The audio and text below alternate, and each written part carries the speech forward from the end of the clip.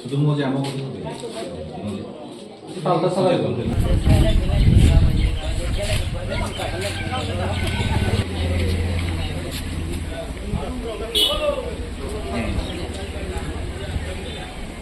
पूरा快不得的，那帮家白起快不，爸爸记了开我们的，对的嘛，那啥，这个对的嘛。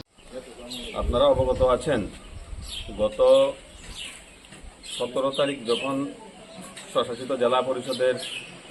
এখানে রেজাল্ট ঘোষণা হয়েছে এরপর থেকেই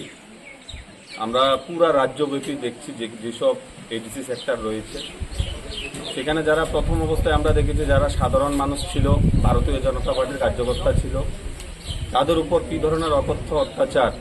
বাড়িঘর হামলা ফোনে হুমকি সেখানে পয়সা চাওয়া সব কিছু চলছে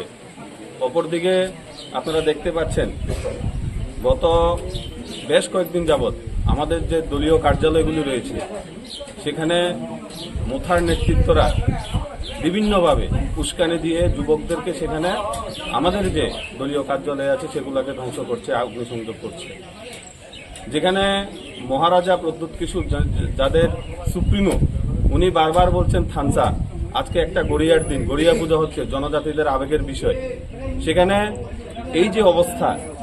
ভারতীয় জনতা পার্টিতে সবাই মিলে আমরা একত্রে কাজ করি সেখানে উন্নয়নের পাশাপাশি আমরা শান্তি স্থাপনের প্রচেষ্টা করি তো মহারাজের যে থানসা সেটা কি থানসা অর্থ কি অগ্নিসংযোগ বাড়িঘরে হামলা মানুষের যানবাহন ধ্বংস করা এটাই কি থানসা কিন্তু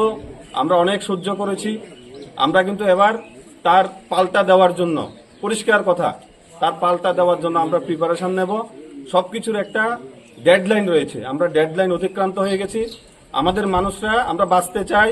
আমাদের যারা কর্মীরা রয়েছে এলাকা শান্তি সম্প্রীতি রক্ষা করতে চাই এর জন্য যদি কোনো ধরনের ডিসিশন নিতে হয় আমরা কিন্তু সেটা নেব আমরা আর মার খেতে পারবো না আমাদের কার্যালয় একের পর এক ধ্বংস হচ্ছে সেটা আমরা আর মেনে নেব না আমরা একটা বিষয় জানতে চাই প্রত্যেকটা বাজারেই স্বরাষ্ট্র দপ্তর থেকে রাত্রিবেলা প্রহরার একটা ব্যবস্থা করা হয় এই গতকাল বনকুল বাজারে দলীয় কার্যালয়ে এইভাবে অগ্নিসংযোগ হলো পুলিশ কি করলো বা যারা পাহারা দিচ্ছেন তারা কি করলো এই বিষয়ে কি বলবেন আসলে পুলিশ প্রশাসন তো ওনারা কাজ করছেন ওনাদের ব্যাপারে আমি এখানে বলতে চাই না যেহেতু এটা সরকারের বিষয় তো আমরা সাংগঠনিকভাবে যে ব্যাপার রয়েছে আমরা সাংগঠনিকভাবে প্রদেশ নেতৃত্বকে জানিয়েছি